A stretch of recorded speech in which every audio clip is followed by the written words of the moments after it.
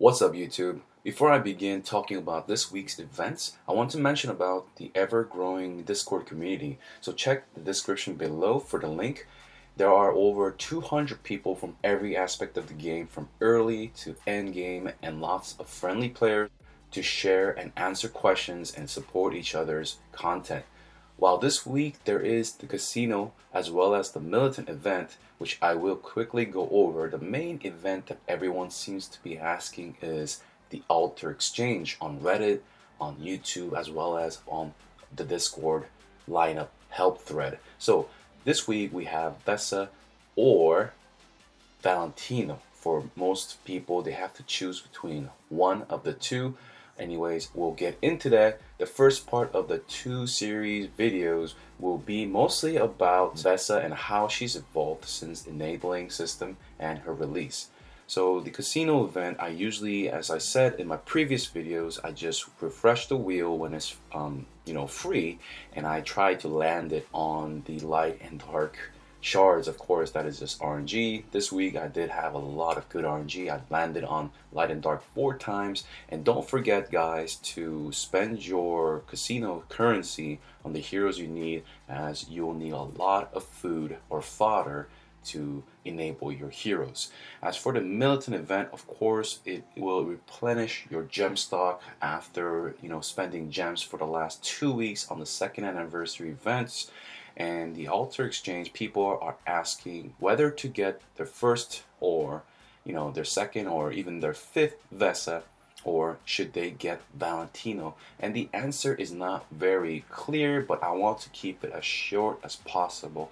So on the Altar event, right, we have the 2 returning heroes of Vesa, and Vesa seems to be making a reappearance lately to help the newer players. To see my full assessment of Vesa, I have a dedicated video in my YouTube channel. So in terms of how she is after the enabling system, she is still suffering from her weaknesses before the enable system, which was first her lack of speed, and number 2, due to her lack of speed, there are a lot of new heroes that have faster speed than Vesa. Every hero that's been released, of course, has had more speed and more CCs tied in to their toolkit. So Vesa is suffering more and more from not getting her basic or even her active off in the Enable 3 system as well, even with the increased stats. Now the second biggest weakness that she has is not only does she not have a CC immunity or a damage reduction, but because of the rampant availability of Scurry or Scary and people investing in Scary due to the immense hype and the burst that is needed in the current E3 system, Vesa will suffer in being 1 or 2 shot by Scary or any Abyss heroes. Alright, well, mostly Scary, since people really don't run Karim at the moment in terms of high-end PvP. Now, in terms of PvE, right, Vesa for early meaning a 5-star, they've been in the game maybe over a month or 2.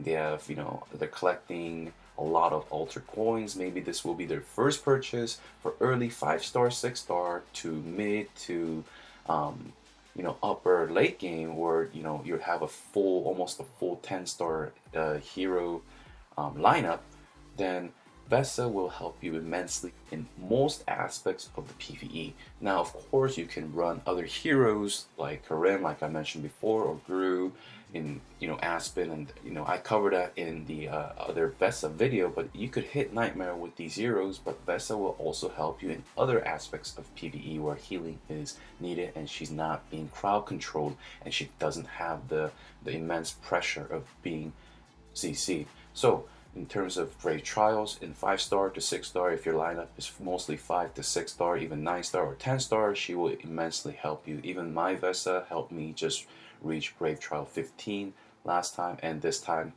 with the incorporation of Belrain as well. So in terms of that aspect, if you do have a magic or artifact, if you do equip her, she's able to quickly revitalize or heal your heroes every round of Brave Trials. She's very good, of course, for Marauders in assisting your heroes through the healing that the heroes need, as you don't have a very good Marauder lineup. If you go into the end game Marauder lineup, you can drop Vesa, of course, but for a early and a mid-tier player that's starting out, the Vesa is a very well-rounded PvE hero. She'll help you in sustaining through the damage in guild bosses, as well as like I mentioned, in Aspen and Towers and Brave Trials, as well as being helpful in other aspects of PvE like Broken Space. For early players, she's definitely worth it, guys. So if you can get your hands on her, make sure you're maxing out the events, the event rates to get those 3 shards and 4-star shards. If you are able to get Vesa without sacrificing too many heroes, 3-star and 4-star and even 5-star heroes to get a Vesa without, you know, screwing over your fusion event, then I would gladly and do so already by now. So about Valentino, I'm gonna make a separate video. Like I mentioned, I'm gonna mostly focus about on his PvP aspect, guys. So stay tuned, as I am creating that content right now. It should be released within a day at max. So guys, please, if you're an early game, I do recommend getting Vesa. For a late game player that are, you know, venturing into the PvP scene, I would not recommend enabling Vesa just yet as your first enabled hero. I would do a hero that is beneficial. Like I said in my first E3 in that assessment video, I would enable a hero that is very good in most aspects of the game in terms of PvP as well as PvE. For example, like Scary. Now, people asking if they should enable Vesa for Aspen alone. Going from Nightmare 1 to Nightmare 100. If you're already in Nightmare and you want to hit Nightmare 100, well, it won't unlock the next phase of Aspen just yet, so I wouldn't really rush Vesa unless you're really dying for the materials or the chance of getting the materials from the Aspen vendors.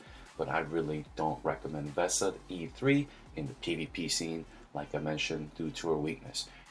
As for the casino event and the rewards, I don't really recommend it for a free-to-play player. If you're a monthly card holder and you are a like a lower tier or mid-tier VIP player that have no issues obtaining the coins through Aspen Nightmare, then yeah, I mean, it's your choice ultimately if you want to get a Flamestrike. But right now, Flamestrike is mostly used for cheese, I guess, cheese comps.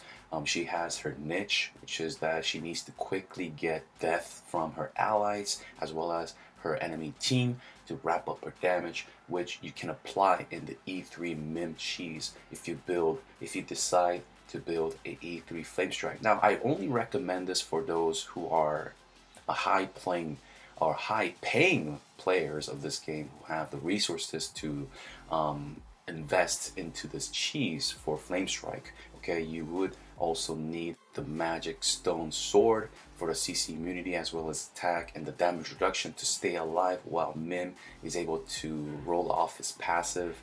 And when Mim does get most of the heroes dead in the enemy team, Flamestrike will come out after Mim dies, because you're gonna stack full attack, no damage reduction this time on Mim, because you want to you know, stack up that attack as high as possible with the destroyers so that Mim is able to finish off most of the enemy team, and then Flamestrike will stay alive to sweep the rest of the enemy team. Now that is a cheese.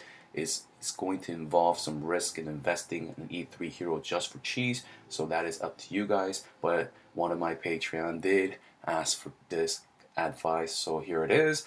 And thank you, Jet, so much for supporting me.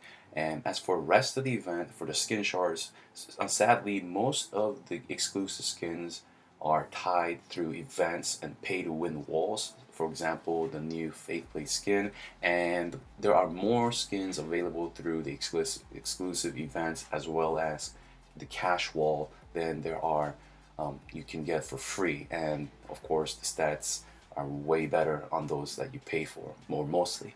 So in terms of the Faithblade skin, that I'm going off topic, I did some math, right? And in terms of if the DPS or a damage average of Faithblade's active is 1 million, let's say we round it off to 1 million, then every critical hit without skin, he would go from 2.3. It will be a 2.3 attack increase on critical hit. Okay, if the hit is 1 million. So if that is worth, you know, $70 to you, then get it. If you like the aesthetics of it. Personally, I don't, and personally, I'm not going to. But if you want to get it, then you know, that is your choice, guys. Anyways, in terms of the casino, if you're free to play, I will still spit until I get those orbs. If you have no issues, you know, getting those, you know, casino coins or tickets, then, you know, spin to your heart's content. Anyways, guys, thank you so much for the support. Join us on Discord. It's a must by now, alright, if you haven't done so.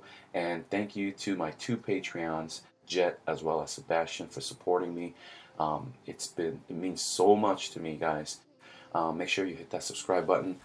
Join us in Discord, and I'll see you guys in the next video.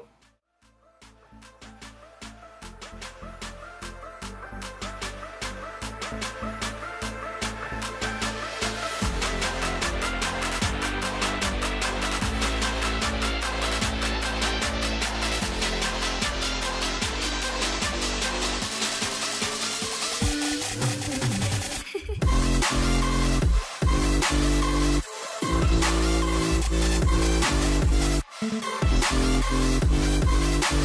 back.